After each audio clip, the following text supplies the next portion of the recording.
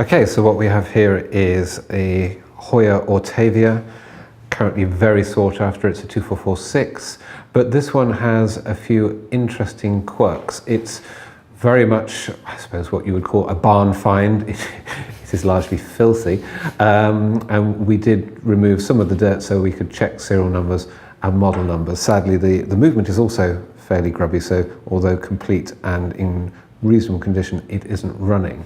But the interesting thing about this one is the dial is actually a fourth execution dial. You can spot the little red hash marks around the hour markers, and you've also got the little black inserts into the hour markers as well.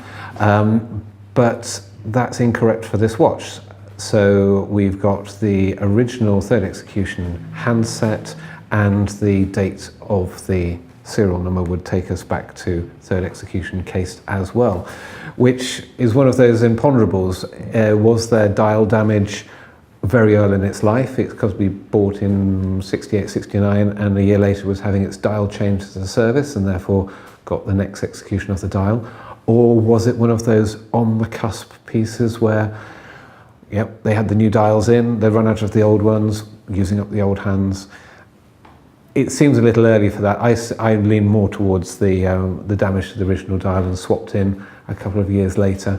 But you know, that's the great thing about vintage watches, is you don't know, all you can do is surmise. But it is a life hard lived on this one, and you know, an honest piece for all of that. I confess I have, this came straight off my wrist. It's my watch, but it's my by far my favourite watch of sort of choice in terms of any watch out there, really.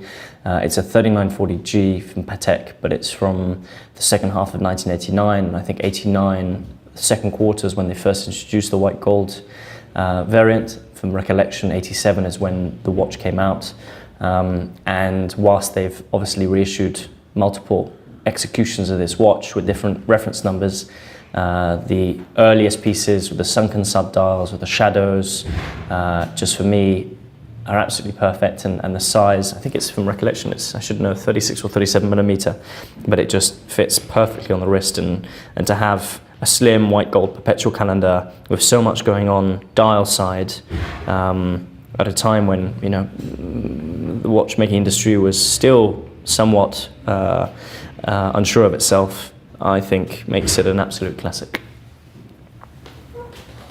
So I brought along Lange Söhne Datograph Flyback.